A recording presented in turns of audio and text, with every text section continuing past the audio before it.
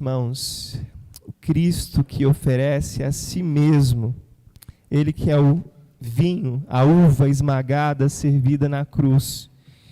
Ele é a luz do mundo, Ele é a água viva, para cada uma das nossas necessidades, Ele é. E durante todo esse mês de dezembro, nós estamos celebrando aqui na Igreja de Vila Hortência o Natal, não com as narrativas tão famosas do nascimento de Jesus, que a gente encontra nos evangelhos Mateus, Marcos e Lucas. Mas a gente está celebrando o Natal e caminhando sobre a história do nascimento de Jesus de uma maneira diferente, a maneira como o evangelista João apresenta para a gente. O João que optou por não contar uma história para nós, mas o João que resolveu escrever um lindo poema a respeito desse que é um dos maiores eventos da história da humanidade. É o maior evento da história da humanidade. A encarnação de Deus. O Deus que não se limita ao espaço-tempo, o Deus que é transcendente, o Deus que vai além da nossa capacidade de imaginação. É o Deus que se conteve no espaço-tempo. É o Deus que se limitou em forma humana, que sentiu dores como qualquer um de nós. E o primeiro capítulo do Evangelho de João é o capítulo que nos conta isso em forma de poema. Esse mês, na IPVH, nós estamos caminhando sobre o Natal segundo o Evangelho de João. E a gente já viu na semana passada o primeiro ato dessa história, a primeira parte dessa história, desse poema contado por João. Nós vimos que no princípio, bem no princípio, era o Verbo, e o Verbo era Deus, e o Verbo estava com Deus. Nós vimos que no princípio, antes mesmo que o mundo fosse criado, o Verbo, Jesus, habitava com Deus. E quando Deus resolve criar a humanidade, Ele cria a humanidade em perfeita harmonia, em perfeito equilíbrio, porém, nós seres humanos, através dos nossos primeiros pais, nós nos desviamos do propósito que Deus nos criou na criação. Nós caímos daquele estado de graça, nós caímos daquele estado no qual Deus olha e diz, é muito bom. Porque nós resolvemos criar o nosso próprio caminho, nós quisemos adquirir poder, nós quisemos ser conhecedores como Deus do bem e do mal. Hoje, pela graça de Deus, eu vou compartilhar com vocês sobre a plenitude do tempo, a preparação para a vinda de Jesus. E nós temos ainda mais 2 domingos. O terceiro ato, a redenção, as reações possíveis diante da encarnação de Jesus. E na última semana de dezembro, nós vemos a consumação, a inauguração de uma nova aliança. Hoje eu vou falar com vocês sobre essa segunda parte, a plenitude do tempo. A plenitude do tempo, essa preparação para que o Verbo, aquele Verbo que estava no início com Deus, encarnasse. Para isso eu quero te convidar a acompanhar a leitura do Evangelho segundo João. Eu vou chegar aqui mais perto para conseguir ler com vocês. A palavra de Deus, João capítulo 1, diz o seguinte: houve um homem enviado por Deus cujo nome era João. Este veio como testemunha para que testificasse a respeito da luz, a fim de todos virem a crer por intermédio dele. Ele não era a luz, mas veio para que testificasse da luz, a saber, a verdadeira luz que, vinda ao mundo, ilumina a todo homem. Este foi o testemunho de João, quando os judeus lhe enviaram de Jerusalém sacerdotes e levitas para lhe perguntarem, quem és tu? Ele confessou e não negou.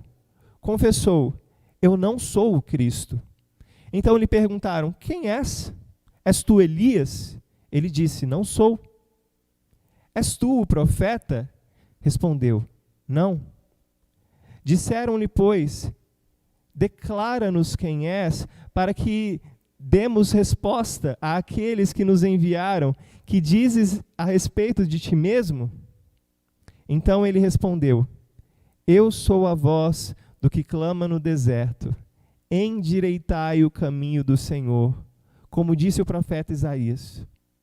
Ora, os que haviam sido enviados eram de entre os fariseus e perguntaram-lhe: então, por que batizas, se não és o Cristo, nem Elias, nem o profeta? Respondeu-lhes João: eu batizo com água, mas no meio de vós está quem vós não conheceis, o qual vem após mim, do qual não sou digno nem de desatar-lhes as correias das sandálias. Essas coisas se passaram em Betânia, do outro lado do Jordão, onde João estava batizando. No dia seguinte, viu João a Jesus, que vinha para ele, e disse: eis o Cordeiro de Deus que tira o pecado do mundo. É este a favor de quem eu disse: após mim vem um varão que tem a primazia, porque já existia antes de mim. Eu mesmo não o conhecia, mas a fim de que fosse manifestado a Israel, vim, por isso, batizando com água. E João testemunhou dizendo: vi o Espírito descer do céu como uma pomba e pousar sobre ele. Eu não o conhecia. Aquele, porém, que me enviou a batizar com água me disse: aquele sobre quem vires descer e pousar o Espírito, esse é o que batiza com o Espírito Santo. Pois eu de fato vi e tenho testificado que ele é o Filho de Deus. No dia seguinte, estava João outra vez na companhia de 2 dos seus discípulos. E, vendo Jesus passar, disse: eis o Cordeiro de Deus. Feche os seus olhos, vamos orar mais uma vez. Querido Deus, nós abrimos a Tua palavra, nós cantamos louvores ao Senhor. Nós declaramos altos louvores a Ti, dizendo que Tu és a nossa alegria, dizendo que a Tua luz que brilha sobre nós traz a nós a responsabilidade de manifestarmos essa luz para os outros. Mas, Senhor, tantas vezes somos tentados a desejar que a luz que brilha sobre nós nos coloque em evidência, nos coloque no centro do palco. Mas que no nome de Jesus, o nosso coração seja quebrantado e humilde o suficiente para reconhecermos que qualquer luz que venha brilhar sobre nós não é para nós mesmos, não é para a nossa própria glória, não é para o nosso próprio engrandecimento, mas para o engrandecimento e para que coloquemos em evidência Jesus, a luz que vinda ao mundo, ilumina todo homem, toda mulher, ilumina toda a carne, todos aqueles que são necessitados da presença gloriosa do Emanuel, Deus conosco. Por isso eu te peço, abençoa a minha vida, tem misericórdia de mim e usa-me para manifestar a Tua palavra e compartilhar aquilo que o Senhor mesmo quer dizer aos Teus filhinhos nessa noite. É o que eu te peço em nome de Jesus. Amém e amém.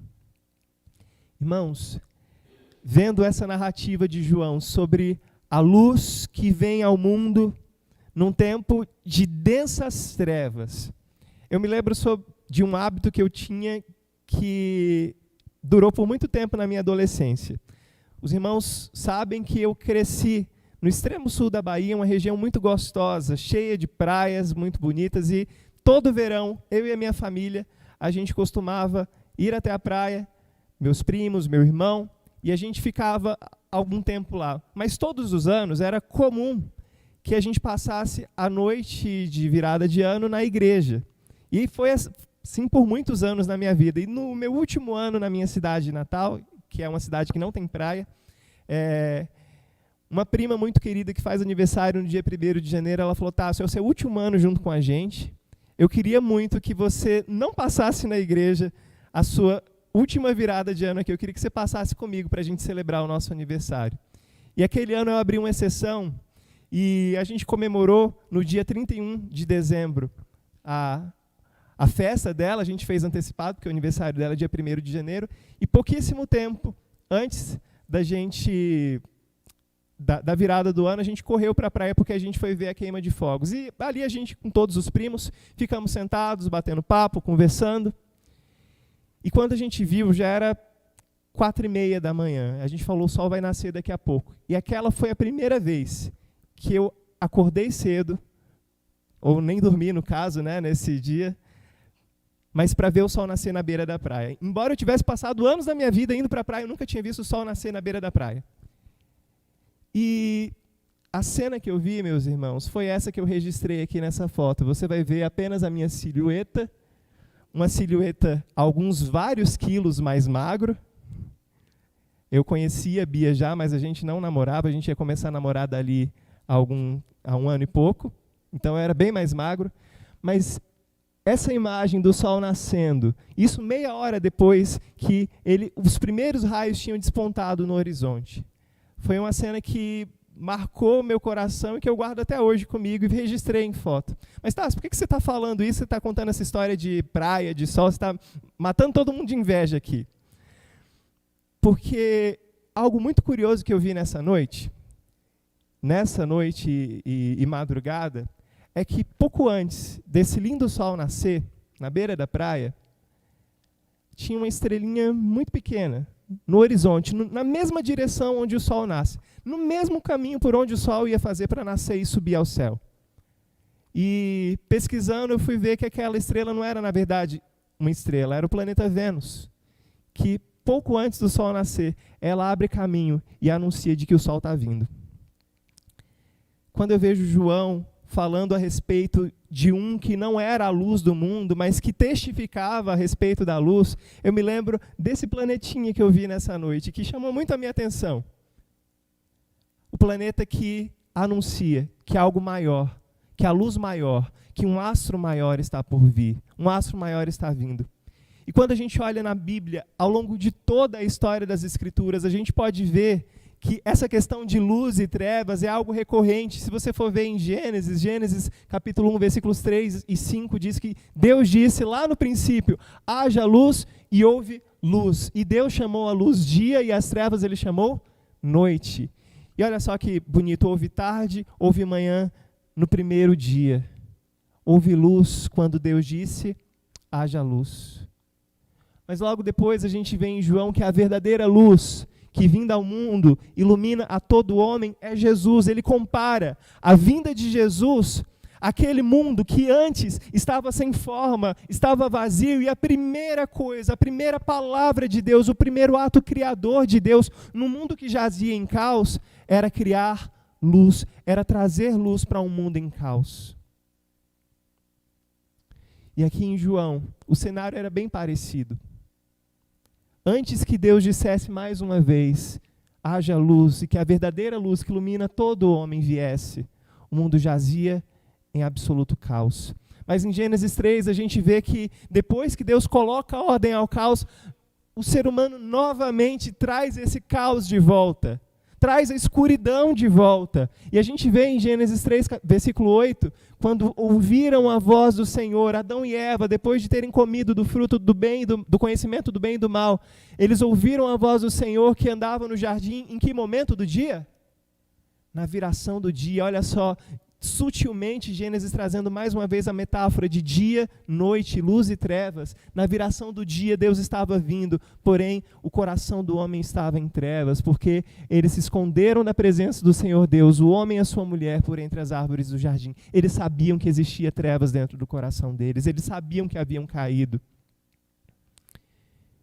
Isaías, capítulo 9, profetizando a respeito da vinda da luz ao mundo. Ele nos lembra que existia um povo que lá no Jardim do Éden, Deus prometeu para Eva que desse povo viria um descendente que esmagaria a cabeça da serpente. Esse povo andava em trevas, mas que as trevas não seriam a realidade última desse povo. Eles veriam brilhar grande luz. E para o povo que habitava na região da sombra da morte, na região da escuridão, lhes resplandeceria a luz que vinda ao mundo ilumina todo homem. Nesse texto que a gente leu, João capítulo 1, o evangelista João revela para a gente algumas características de um outro João, o João Batista. O João Batista, que era alguém que cumpria o papel que Vênus cumpre todos os dias quando o sol está nascendo, de prenunciar a vinda da luz maior. O texto que a gente acabou de ler, João capítulo 1, diz para a gente que o João Batista não era o Cristo.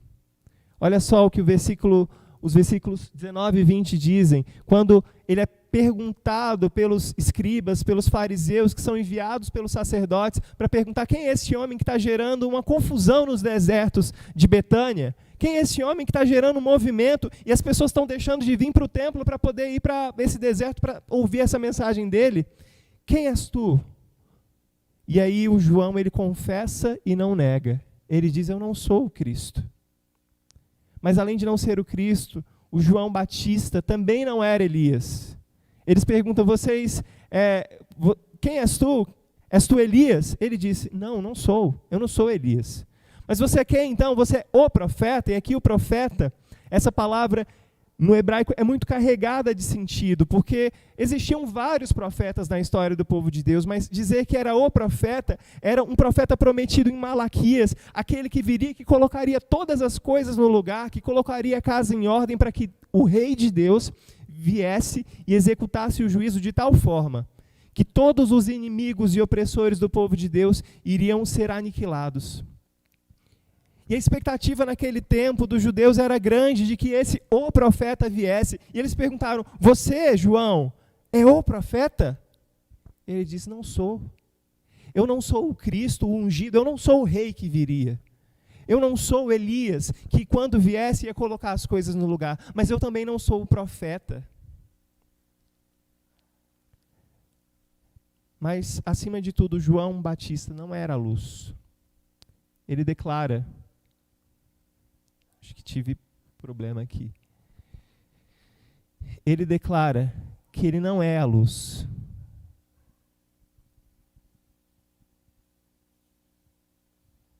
Pronto. Ele não era a luz. Mas o João, ele era um homem enviado por Deus. E aqui tem uma lição muito importante para mim e para você, meus irmãos. Tantas vezes na nossa vida, a gente recebe pessoas que olham para nós como aquele planeta que aponta para a luz maior. Muitas pessoas olham para nós como aqueles que devem apontar para Jesus Cristo e perguntam para vocês, o que você é? E a gente tantas vezes falha miseravelmente em se mostrar como aqueles que apontam para a luz.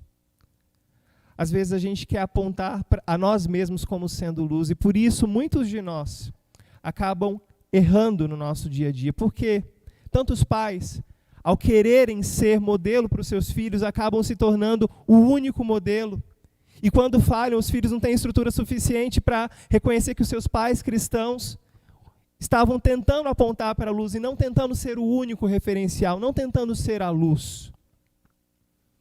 Quantas histórias de filhos que foram criados na igreja, mas que em determinados momentos da sua vida se desviaram, porque falaram que os pais não viviam coerentemente com o evangelho que pregavam. Sim, nós sabemos que existem muitos pais que não vivem de forma coerente, mas existem outros pais que levam tão a ferro e fogo as regras e o segmento de que você tem que fazer isso, você tem que fazer aquilo, mas não percebem que em vários momentos da sua vida eles vão falhar. Eles não se apresentam para os seus filhos como pessoas passíveis de falhas.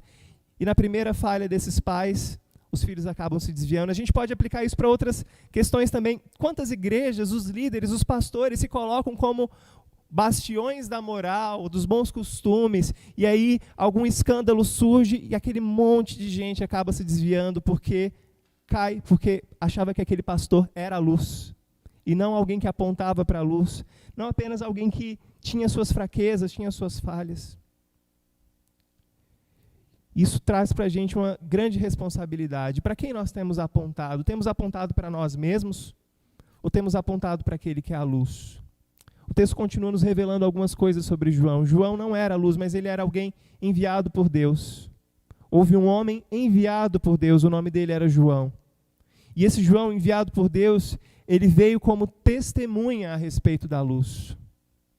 Nós não somos a luz, nós somos testemunha.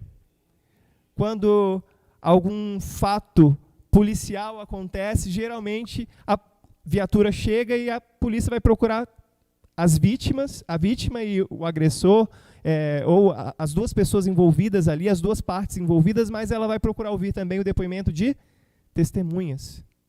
Pessoas que presenciaram, pessoas que viram, Pessoas que têm uma terceira visão a respeito daquilo que aconteceu. João, o Batista, embora ainda não tivesse visto Jesus, porque a gente só vai ver que lá nos versículos mais adiante, ele vai encontrar Jesus e ele vai ver o Espírito descer sobre o primo dele, que ele conheceu a vida inteira, mas é a partir daquele momento que o João vai ter uma revelação de que Jesus é Jesus, é o Cristo. Imagina você conviver a vida inteira com a pessoa e não saber quem ela é, até que em um momento o Espírito Santo faz as escamas dos seus olhos caírem e você reconhece ele como o seu primo como Cristo, no caso do João Batista. O João ele veio testificar a respeito da luz. E embora nesse momento do Evangelho, nesse momento do texto de João, o João Batista ainda não saiba quem é, ele sabe que o papel dele é testificar a respeito da luz. A luz que vindo ao mundo ilumina todas as pessoas. Mas esse texto também revela para a gente que o João, ele tinha um papel muito importante de fazer com que outras pessoas, por intermédio dele, viessem a crer na luz que vem sobre o mundo, a fim de todos virem a crer por meio dele, por intermédio dele. Uma outra grande responsabilidade que repousa sobre mim e sobre você. Nós não temos mais o João Batista vivo ainda hoje, mas existem muitas testemunhas de Jesus. Pessoas que viram, ouviram, provaram do amor de Jesus hoje. Você, na sua vida, provou em determinado momento aquela salvação que te alcançou de uma maneira extraordinária e que te trouxe para perto de Deus. E hoje você se tornou uma testemunha a respeito da luz. Mas quando a luz vem e ilumina a nossa vida, existe uma responsabilidade que repousa sobre os nossos ombros. Por intermédio de mim e de você, as outras pessoas precisam crer. Será que eu e você temos vivido de forma a manifestar e levar outras pessoas a crerem em Jesus? Será que quando a luz de Cristo nos iluminou, nós nos tornamos testemunhas e hoje temos feito com que outras pessoas pudessem crer por intermédio de nós?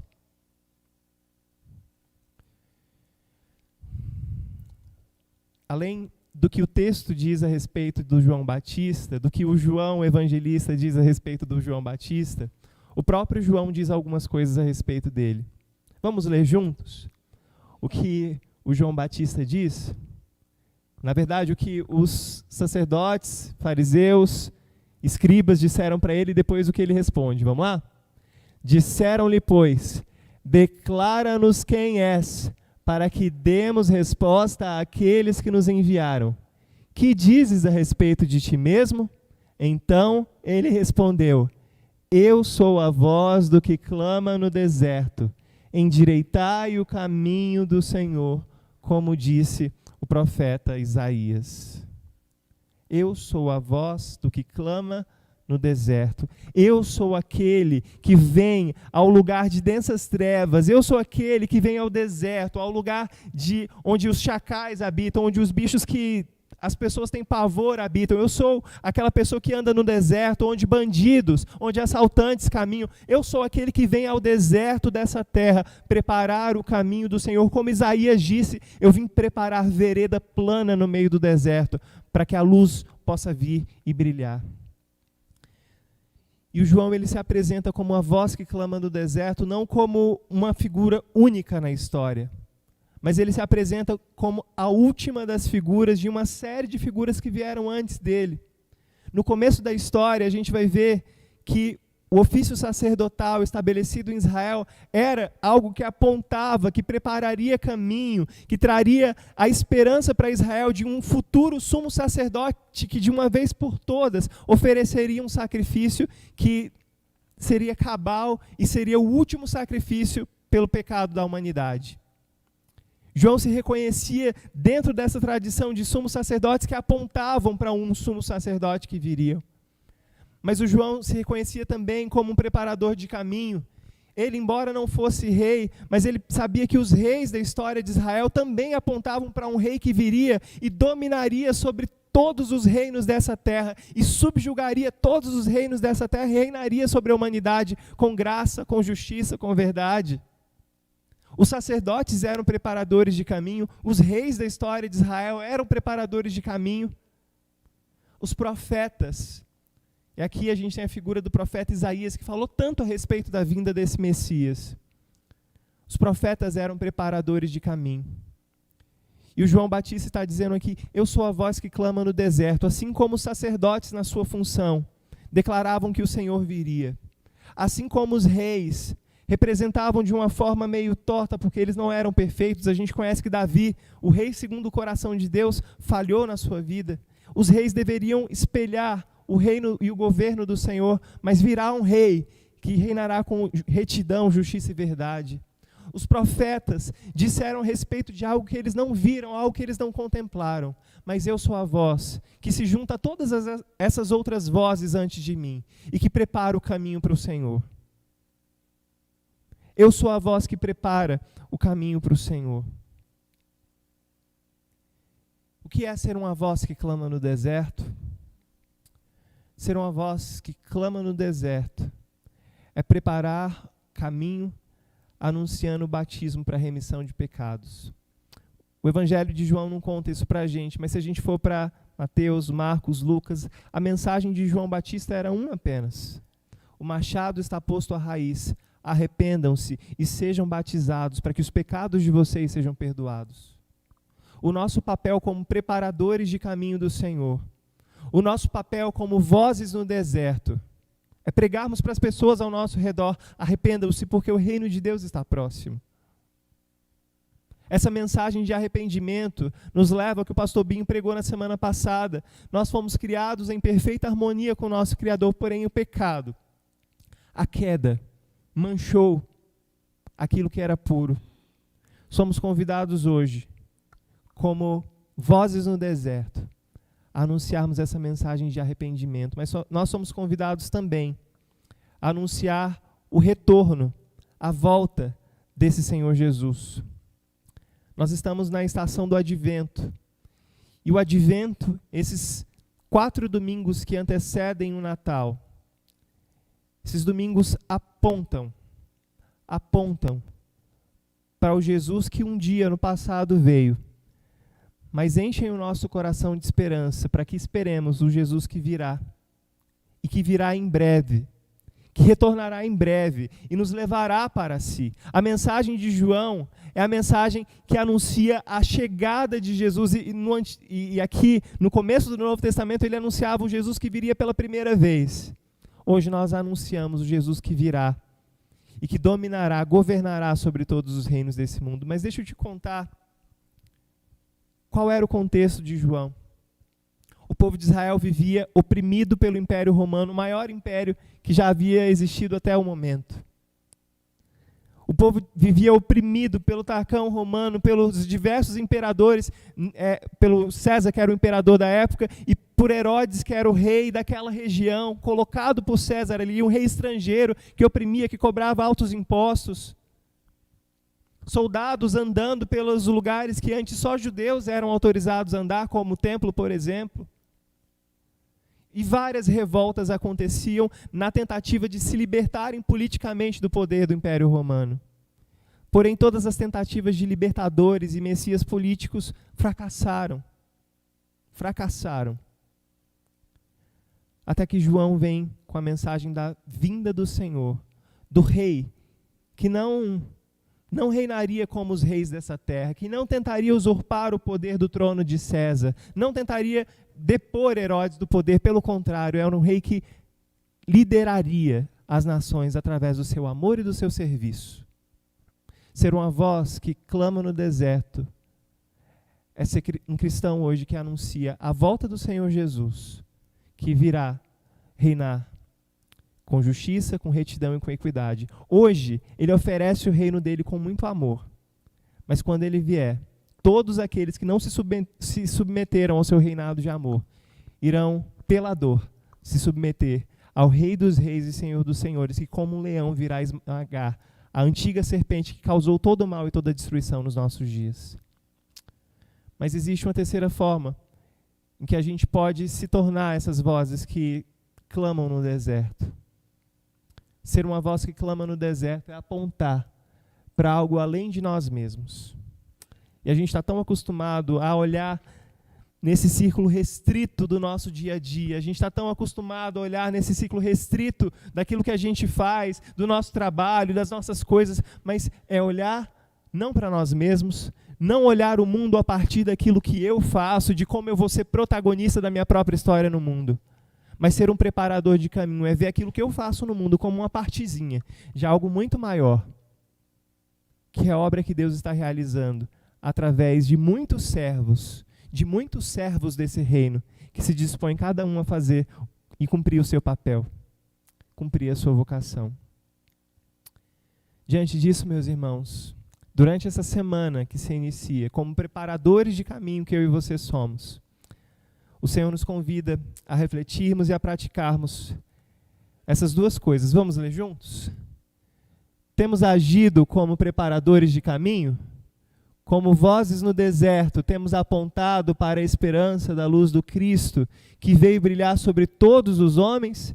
Ou temos apontado para falsas luzes que brilham sobre apenas alguns privilegiados? Eu tenho agido como um preparador de caminho? Eu tenho sido essa voz no deserto desse mundo, no deserto de Sorocaba, que, como um pontinho no horizonte, anuncia que o grande sol há de nascer e ele há de queimar todas as trevas e há de iluminar todo esse mundo escuro? Ou será que a minha luz tem desejado ser um fim em si mesma? Para a gente refletir também e praticar, nós temos aguardado pelas promessas da segunda vinda do Senhor, até que se cumpra a plenitude dos tempos? Ou será que nós temos vivido os nossos dias como insensatos, como se esse dia do Senhor, do retorno de Jesus, nunca fosse acontecer? Advento é preparação para a vinda. Não apenas apontarmos para a luz que, vindo ao mundo, ilumina todo homem e toda mulher, mas é também aguardar, desejar, ansiar pela vinda do Senhor, que um dia virá, iluminará as trevas desse mundo que a gente vive. Nós não somos salvadores desse mundo. Os pretensos salvadores políticos que ocupam o Palácio do Planalto, o Palácio dos Tropeiros aqui em Sorocaba, o Palácio dos Bandeirantes, nenhum deles é salvador. Nenhum deles pode nos tirar da nossa miséria. Os pretensos salvadores da economia, os pretensos salvadores da ciência, que se oferecem ao mundo como uma resposta, como um fim em si mesmo. A luz de Cristo, que vindo ao mundo ilumina toda a humanidade, não escolhe por raça, por sexo, por história familiar. A luz de Deus, vindo ao mundo, ilumina todo homem. E o João, como preparador de caminho, olha para essa luz e diz: eis o Cordeiro de Deus, que tira o pecado do mundo. Eis o Cordeiro de Deus, que é aquele que é a resposta para todos os nossos anseios. Que Deus abençoe a sua vida e que você tenha uma semana de preparador de caminho. Que no seu lar você prepare caminho para que outros se encontrem com a luz. Que no seu trabalho você abra caminho para que outros se encontrem com a luz. E que a luz que já brilhou sobre você possa refletir e brilhar sobre outras pessoas ao redor de você, para a glória do nome do Senhor. Amém.